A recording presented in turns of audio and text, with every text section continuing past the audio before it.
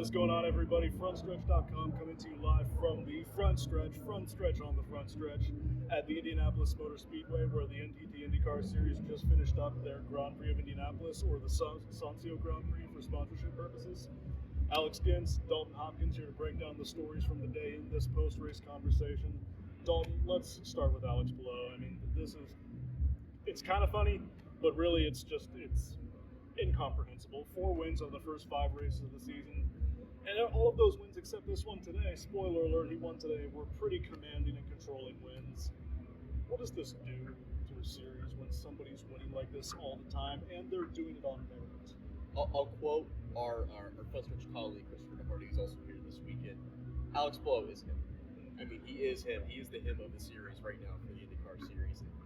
For me, from my perspective, we're looking at, I feel like we're witnessing greatness. Like, this is a once-in-a-generational talent that I think we're seeing. We don't get this off very often. I know a lot of people are saying that this is a problem, and a lot of people are saying that Alex Palou winning is just not good for the sport, but I gotta disagree. It's almost fun to watch somebody be so competitive, so good in every single race, have so much success in a sport that is extremely competitive.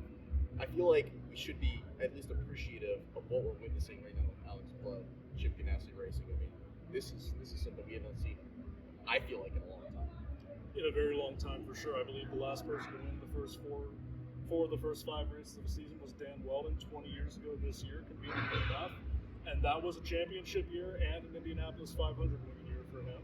So that may beckon well for Palou as one of the track vehicles comes by us, because we are on the front stretch. Once again, I'm going to plug that through this entire thing.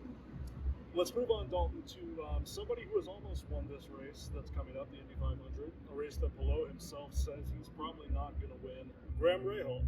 He had this race under control in 2021 before a loose wheel came off and cost him the race in turns 1 and 2. He had the race we ran today on the Grand Prix road course under control almost in 2023, and then Scott Dixon pulled off one of his superhuman fuel strategies and took that away. He almost had it today. Whether it was a combination of lap traffic, tire strategy, or just, what could be considered classic Rahal, Letterman, Lanigan racing luck at this point. Dalton, what went wrong, and what did Graham tell you after the race? You have to feel bad for Graham Rahal. I mean, what a heartbreaking story this was. First off, I mean, this was a run that we have not seen out of him, or I would argue maybe most of RLL racing since 2023, when that was the last time he got a pole, which was, by the way, right here at the Indianapolis road course. So this was just, it was set up to be a great day, a wonderful day for Graham Rahal. I mean, you could tell after qualifying second yesterday, he said himself that this was just unprecedented. He was so excited, so happy that they had the speed, so happy for his team, for RLL Racing. All 3 of them were in the top 5, so that was the first time they've ever done that before.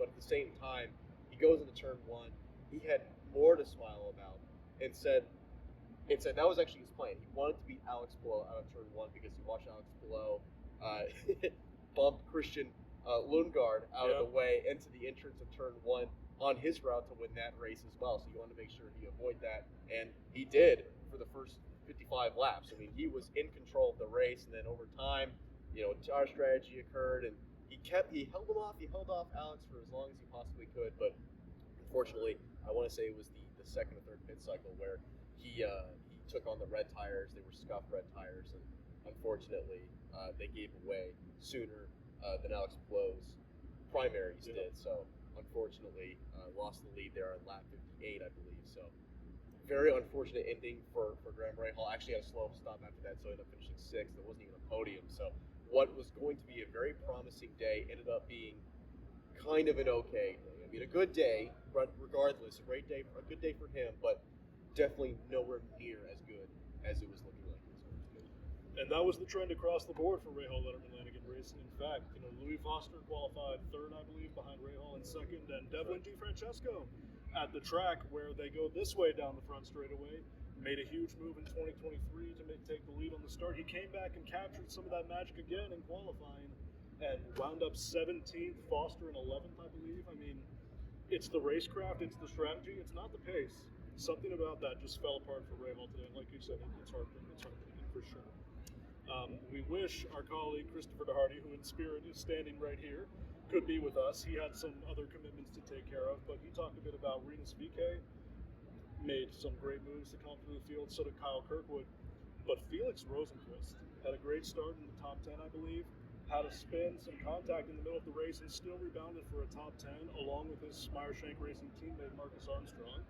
Crazy day for them. Not the first double top 10 they pulled off this year. The build-up's not as climactic with just you here, but it's over, man. It's over. 408 laps later, the caution-free streak in IndyCar is over. I don't know about you as primarily a NASCAR guy, but for me, this was becoming almost torturous, watching the IndyCar series just go through race after race like that. And, we'll talk about David Malukas in a second, but you were in the media center when it happened.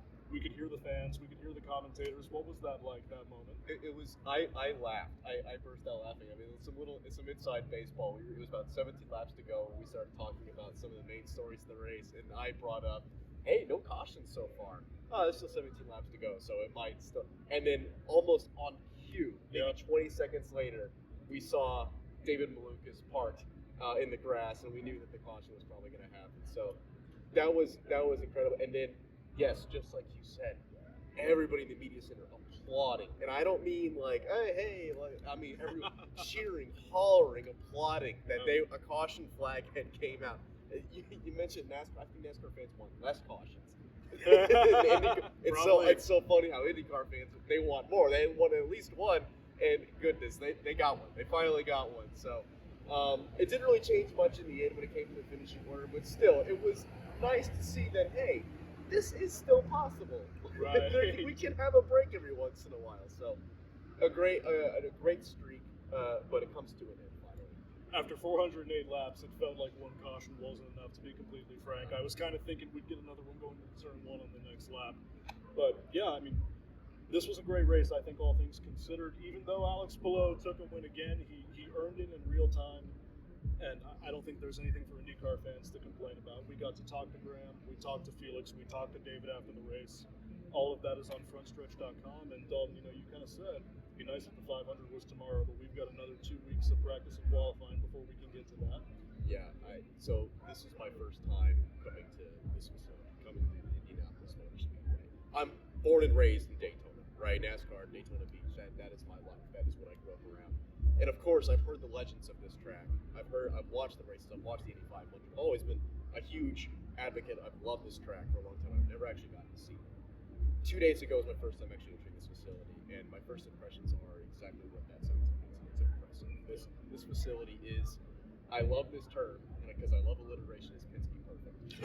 It really is. I mean, everything about this place has been fantastic so far, and just like you said, I've said it this entire weekend, I wish the Indy 500 was tomorrow. I wish I didn't have to wait 2 whole weeks to go to see the fanfare, to see the tradition, the history, everything that goes into this race. I got a taste of it. We went to the IMS Museum 3 times, actually. Yeah. We went through there. We got to see all these cars on this wonderful display. So I'm so excited to see all of that come to a culmination on that Sunday, on Memorial Day weekend.